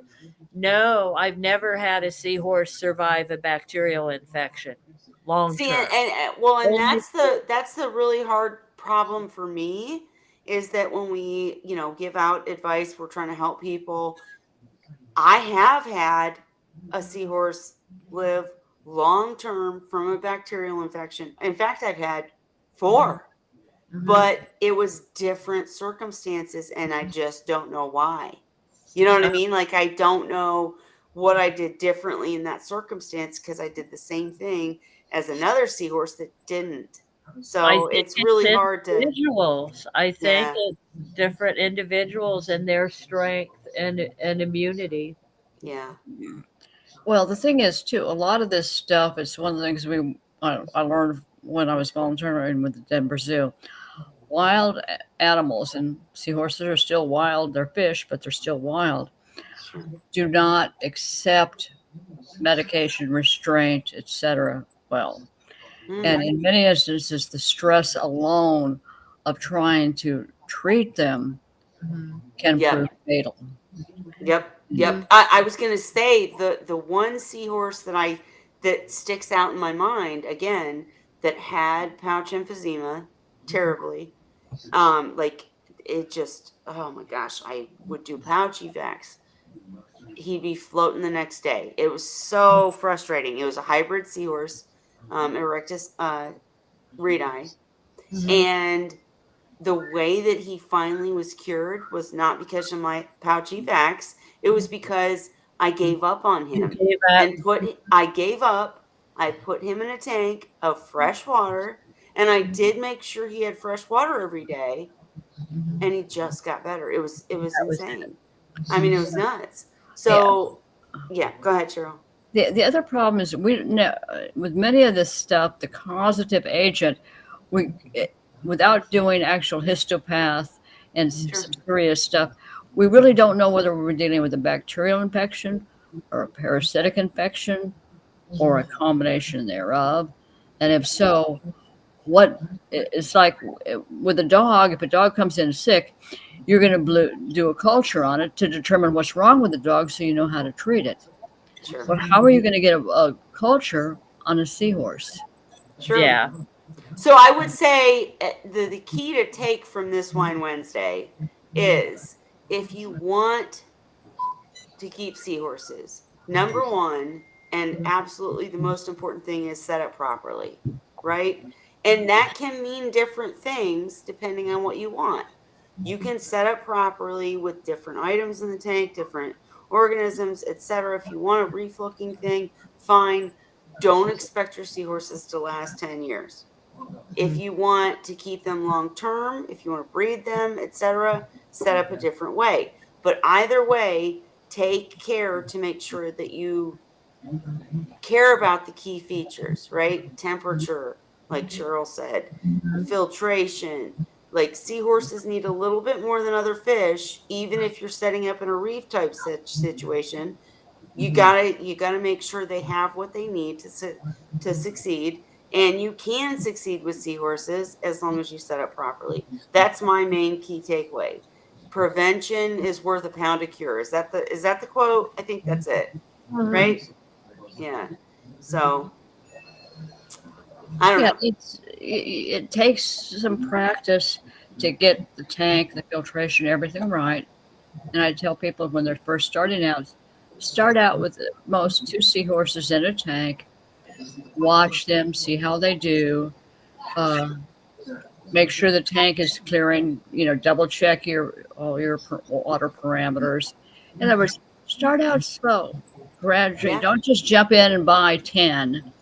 Right. Mhm. And let them adjust. Then you can say, well, they're doing great. I got them. I'll go back to the same breeder because you want to go back to the same breeder if you can, Place, right. and maybe get one or two more depending on your tank size. Right. And Go again, slow. continue to monitor your water parameters, check everything on a regular basis. You can't afford to go, oh, I'm going on vacation for 2 weeks. I'll put an automatic feeder in there. It's not going to work. No. I know people that have tried it. Sure. No. Go I ahead, would Holly. say too, I mean, based on my past experience, give them a lot of water volume for the number of seahorses that you Yep. have to be forgiving to stuff that happens, Yep. to help fight higher organics or that the fact that you maybe don't have enough filtration because you underestimated what you really needed, that type of thing, because they are dirty fish. I think of them now as like the goldfish of the Oh, saltwater world. I they're love they're messy, but in order to keep them from getting bacterial infections, you really have to keep their home free of uneaten food. It's a challenge. It is, but it also depends It on. helps, I think, to have,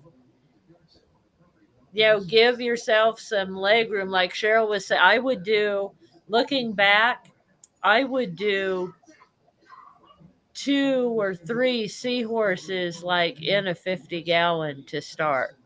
If you're brand new to With seahorses, nothing I else. think I think that is your best hedge against stuff going wrong, because there's more water volume, Yeah, and they get big. They they will do. grow, and My guys have outgrown my tank, and no, I totally agree with you. But again, just going back, it depends on what you want out of your tank, Mhm, right? I mean, it's such a crapshoot, but following the guidelines, the basic guidelines that are listed in Seahorse Sources group that will be on the website, just watching temperature, watching what you add to the tank, they matter. mhm. That's Hey, I'm the first person to say I typically run 58 plus gallon tanks with 29-gallon subs. right. Okay. Hmm. And anytime I've set up scrubbed a tank, cleaned it, recycled it again, next thing I'm going to do, once I'm sure that everything's looking good, I'm going to put in one pair Yeah. of seahorses into a 58-gallon tank with a 29-gallon sump. I'll be checking that sucker probably twice a day for anything to go wrong and making sure, and then I'll gradually increase it.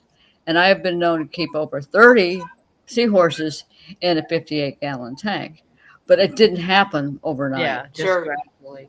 Zen Ginger said that's one reason it's taking me so long to get set up with her tank and figured out for seahorses. She wants to do it right the first time. And we've all been serial fish murderers by doing things Yep. wrong. Okay, we all have. Don't feel like it's just you. But with seahorses, as long as you follow the basic guidelines, again, it goes back to what you want. Because I don't know that I would.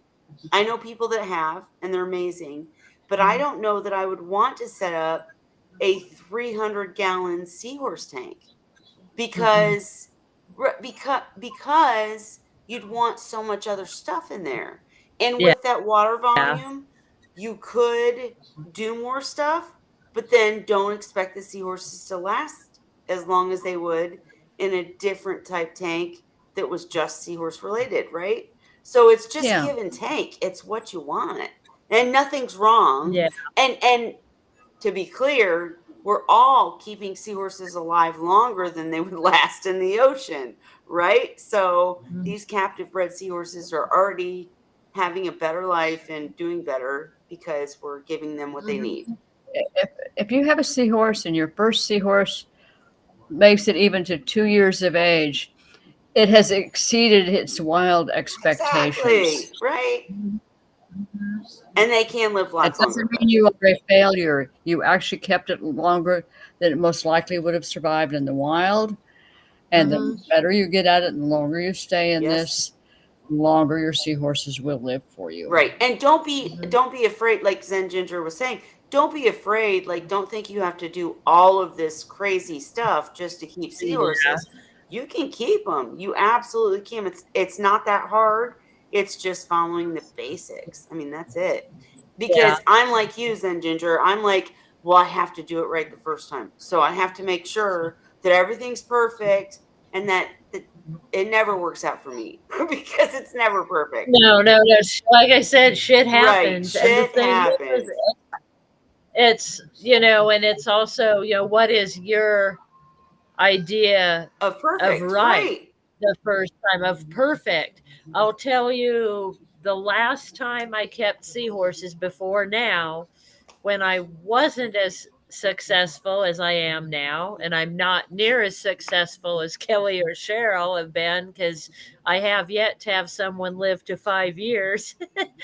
But the last time I tried, I had a 30-gallon, with a pair of seahorses and a couple other things in that tank. And I did not have a sump, I had a canister Yeah. filter. And it was my first time with all of this. And I learned something about myself and that I hate canister There you go. filters. And and I made, by having that canister filter, a lot more labor for myself Yep. than what I want to do without a whole lot of room for error, like I was talking about, because I didn't have enough water volume in that tank for to make up for things going Yep. wrong. Yeah. And so sometimes it's just that, looking back, we all see 2020. Absolutely. You don't know looking forward until you've experienced it. Right. You know what you're going to look back and say, well, I really wish I had to done it that way. Right. Absolutely. But I would say too, don't anybody be afraid to keep seahorses, right? Because Mhm. my first pair of seahorses lived the longest. What does that say? I don't know why. It was just the pair that I got. All the seahorses I Yeah. raised did not live as long, which there were circumstances. There was, this happened, that happened, Mhm. as Holly was saying. But the pair of seahorses that I got first survived everything until the end. I mean, so you just don't be afraid to keep seahorses. You can. It's not difficult. We talk about all these problems and this can Mhm. happen and that can happen, but you can also just have an amazing tank for so many years, I mean, that's Yeah. so. And you can even change along the way. Like Zen Ginger is talking about, what she was originally thinking of. Now she's kind of changed her mind on it. Well, I changed my mind on what I wanted midstream with the seahorses, and they adjusted. I still have them. I changed the whole Mm, tank. I changed the whole scheme from reef style to bare bottom and all Oh, yeah. artificial decor when I started out with live rock and some coral stuff and critters and things like that. yep, So you can start one way and change. and switch over. Well, and that's It, true, but it is best to start. it's hard. Well, and I would say, Yeah. It's one of those things where when I first started, I knew enough to know that I couldn't have other fish, a lot of other fish and stuff in my tank. right, But it was a 60-gallon with a Blueville FX5, which was rated for 900 gallons per hour. right, but still a canister, Right. right. Yeah, and I ultimately went over the years from that to I build all my own sumps because I know the way I want them. Yep. And those are all my smaller tanks have now been turned into sumps. Yep. Mhm. And I typically run 58-gallon to 65-gallon tanks for anywhere from a couple pairs of seahorses. If it's juveniles, I put a bunch of them in the tank without any problem. But the adults, I keep them just a couple in each tank. And my smallest tank that I'll probably be getting rid of is a 45-gallon bean animal overflow. Mhm. Sorry, distractions. But yeah, I just want to continue to make the point that it depends on what you want Yeah, and you can do it so many different so many ways, and different you can ways. change your mind along the way and still As be long as you successful. stick to the basics. Like Zen Yeah. Ginger said she's changed her mind just, based on talking to us and learning stuff and exactly. But you can have an amazing tank as long as you follow the basics. Temperature, Hmm. feeding, there's just basics that work. And, I can't tell you why some of my seahorses lasted longer than others. They were in the same tank, I mean, Yeah, look at Dandy. He's outlived so right. many. And when I got him, when I started out, before I met you guys, That I was a long started time I ago.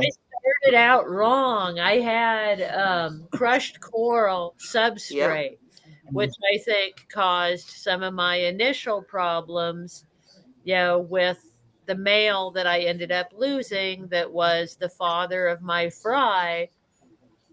I think he developed problems because of the high organics in the tank. Yeah, which would And be I created by this changed things gel. along the way, but like Kelly was saying, Dandy just happened to live through that. Yep.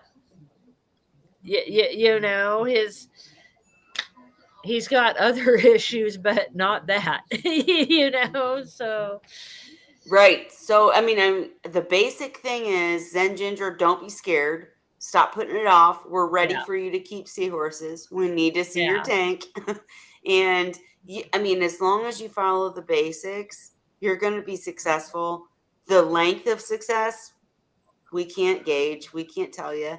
But mhm, you've talked with us. You've looked at the documents. You've researched. yeah, You're going to do great because you're going to give them the basics that they need, the temperature, the feeding, and yeah. etc. I would say go ahead and jump in, and Yeah, yeah, you can always change along the way, as long as, like Kelly said, you give them what they the need. basics. All along the way, you can change up what's in their tank, or Absolutely. other things. Okay, and she said, I still want to figure out how to have more natural stuff like sand and maybe some pretty decorations like holly, but bare bottom and little, thank Accoutrements. you. I Accoutrement. can't even read. Seems to be the standard, so we'll see. But that's not, I mean, that's, I have half sand in one side. The display tank, I still have sand on one half of it because I keep a goby. yep, And I left the sand for him because he used to enjoy sand and my crabs did. I'm down to one tiny crab that doesn't care about sand. right, Goby doesn't care about sand anymore. sure. I think he'd actually be fine with bare bottom. But my sand, once I switched from crushed coral to sand, I've never honestly had a problem with the sand. Yep. But here's the thing There's though. Go ahead. I'm sorry. Go ahead and finish. So I was gonna say, if you want sand, do Yeah. sand. Don't feel like it's a bad thing. Just maybe do a small amount more for to see it, and you can vacuum it. And I don't think there's a problem with having a sand Well, it just bottom. depends. Again, it Honestly, depends on what you want to do. In Zen Ginger, hmm and I don't think you're out to breed seahorses. Correct me if I'm wrong. But if you're not looking to breed, my favorite mhm, seahorse tanks have been like my reed eye tank was sanded. If mhm, you want a beautiful tank and you're looking to make a beautiful tank, you care about the seahorses, mhm. of course, but you want the tank to be a centerpiece, then yeah, of course you can do sand and all that stuff. I mean, I've had Yeah, so many different tanks and the survival rate, I couldn't even gauge whether one was better than the other. It's yeah. it's giving them the basics. It's making sure there's good filtration. If you keep it Right. clean, yeah. If you're able to keep it clean, that's the thing. It's the labor Yes. you If you want want is what I sand, you want other critters, you want this, that, and the other, you gotta do more water changes, right? You gotta do Go ahead, Holly, sorry.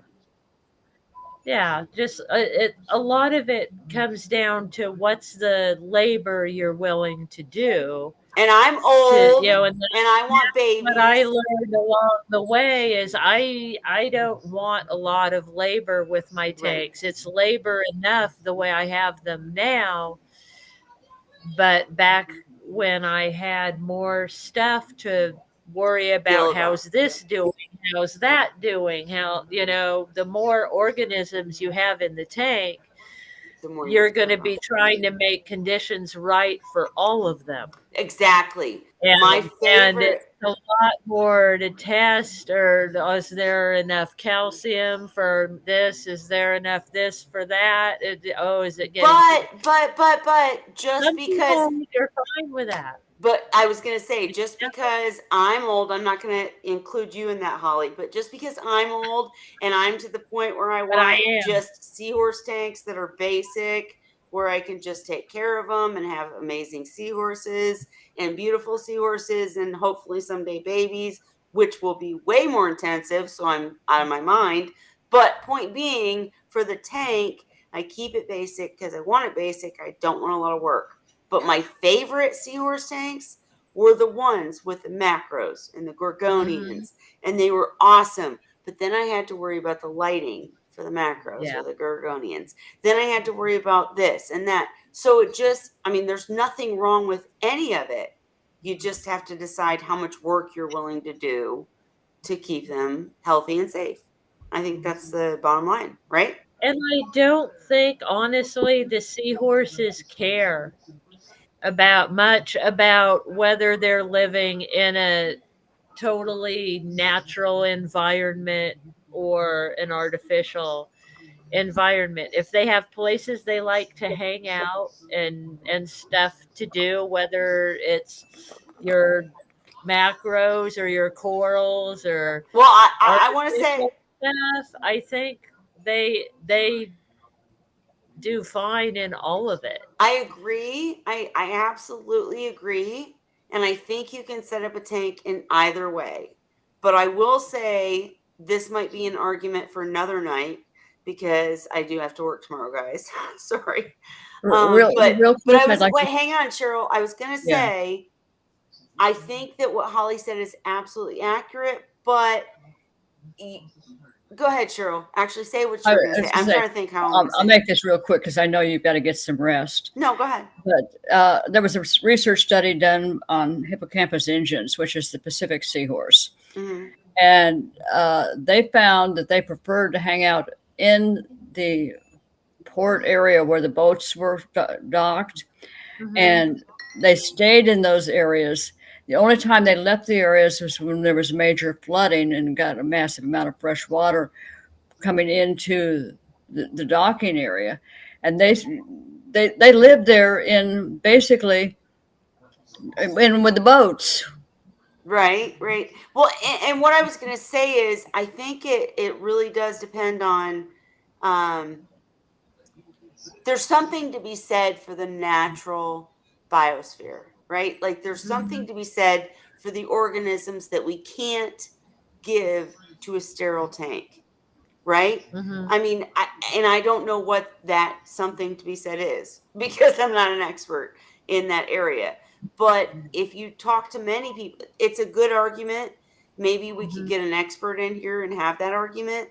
But there's something to be said for possibly could seahorses be more healthy? That's not a word, is it? Healthier Yeah, if the organisms in the tank were, like in the their sterile natural habitat, in right? this Yeah, I don't add phyto to my current 40 Mhm. gallon all-in-one because I don't have the things that would eat it, right? It would be stupid for me to add phyto to a tank with nothing to eat it. But when you have phyto and there's copepods and there's macros, there's something that happens, who knows? It's like saying in the our air, who knows what affects it and Mhm. what makes it better or worse. But there is an argument for that ecosystem. I keep Yeah. saying biosphere. That's not the no. word, but Well, if we gave them their natural environment, like for Erectus, I mean, they're from estuaries Holly, generally is I'm where they telling like you to live. now. So it's like a marsh. I'm telling you now. And we wouldn't like I that. no listen. They live in dirty, clumpy, full of weeds water When is I their called natural Dan, I've told you guys this story before, but I'll say it one more time. environment. When my mom got sick with cancer and I was a freaking Mhm. mess and I let my tanks go, and the main tank was absolutely, you couldn't even see in it. Like I was like, Mhm. are there seahorses in there anymore? I mean, Yeah. seriously, they were fine. It was insane. Yeah. They were fine. In nature, they live in a swampy Right. environment. But here's Well, but they get wait. around all Here's the right. key though. If you set up for seahorses in a sterile environment, then they Mhm, won't be able to handle as well the mhm, nasty environment, right? mhm. Like my seahorses went through it gradually. As I went Yeah, downhill, but they that's did too, yeah. and they were able to handle it. You have to set up for seahorses the right way, whether it be sterile or a macro environment or whatever, but you can't let it go advising that at all. I'm just saying that when you have healthy seahorses that have been raised the right way, they can possibly withstand it. I don't know. Yeah. It was Well, incredible to me. I've seen because actually today another thing I did was I increased the flow Yeah, in that tank where Sadie and Dandy flow live, matters. and I had plants in there, fake plants, artificial plants that used to all get jammed together against another decoration Mm. because I didn't have them suction cupped to the floor Ah, because I was lazy and I just hadn't done it. And I used to see, I always thought this reminded me of what it must be like in their natural environment because Sadie liked to swim through those yep, plants. They'd be all clumped together and she'd squirm her way through them to to Yeah. get somewhere. And she didn't have to. She could go around if she wanted to, but she chose to go through the yep, plants because maybe it felt good. They scratched her or whatever. But so anyway, finally today, I'm like, okay, well, I'm going to suction cup these now so they don't all blow away. And then I can turn up the flow a little bit too and see. So the plants aren't blowing away now because they're suction cupped and see how the seahorses like it. And so and so today, after I increased the flow, before she even went to check out her new things, she noticed the flow yep. was They different in the notice. They're tank. so smart. So she started experimenting with swimming in it, Yep. to see, okay, I can get through this. I'm going to go over Yep, here. I'm going to swim here. So she checked that out first, but she had before I separated the plants and got them suction cupped where I wanted them. When they were all clumped together in a ball, she had no problem navigating her way yep, through those plants. absolutely. And I would think this must be the way it is in their natural habitat because they are in, Yeah, in reeds and things, along the shorelines and estuaries. The erectus are anyway. yep, So that is their natural habitat, but I don't necessarily want to look at that in my tank, right. is what I'm saying. No, right, exactly. Like they can survive it, but that's not what you want to see. Zen Ginger, I know we've gone left field, right field, and all over the course here, but I just can't wait. Vincent's saying good night. He's saying it's time to say good night. Yeah. Right. I'm with you, Vincent. I'm like falling asleep. So sorry. But Ginger, we can't wait to see your seahorse tank. You're going to be excellent at it. You have so much experience in freshwater, and you've been with us and been researching. You're going to do a great job, no matter how you set up. My only point that I want to hone in on is that it really depends on your goals, and your goals dictate whether they'll live 14 years or 5, but they're still having a happier life and a better life than they would only living 1 year and being eaten or, whatever. If you set up properly, meaning temperature and the basics, it doesn't really matter which way you go. It matters. I shouldn't say it doesn't matter, but depending on what you want to do, we can help you do it, is the bottom line. We can help you do it, and you don't have to worry. I guess that's it for me for tonight. Sorry, guys. As far as, I think, like the decorations, how you want the tank to That's right. look. really isn't going to matter so much to them. And that part, the aesthetics will matter more to The you. aesthetics matter more As to you, long but as again, you're giving again, them what Holly, they Holly, need, they'll be fine. I agree, but I'm gonna have to debate you on not tonight. We gotta let it go tonight. But someday we're gonna have a debate. I want to get Dan in here because he's all about sterile too. But my favorite tanks were the macro tanks. They were absolutely more work. More work. This Mhm. tank I've got now, I do a water change once a week and that's it. You know, I mean, that's it. There's no worrying Mhm. about lighting. There's no worrying about, but there's something to be said for that, you know, organisms working Mhm. together to create Yeah. something. I just wonder, I wish we could get a scientist in here to talk about how that actually affects, because I think it Mhm. does. You know, I really think it does, Mhm. but I don't know how, and I don't know how much. Yeah. So, anyways, for tonight, I'm Yeah. ending on that. I don't know what's new, but we will talk about it further. And did you guys have anything else you wanted to bring? Anything like that? No, everybody's looking at me like I'm crazy. So for tonight, I'm No. gonna say happy Wine Wednesday. Great conversation. Thank you for all your questions, and we'll have to get an expert in here to talk about it because I can't justify either way, right? Because I've done it both ways, and both ways work. Mhm. That's what I'm saying, Zen. You're going to be successful either way. Don't worry. But it depends on what you want. So for tonight, we'll say Happy Wine Wednesday, and we'll be back next week to discuss further. Everybody say cheers. Happy Wine Wednesday. Cheers. Cheers.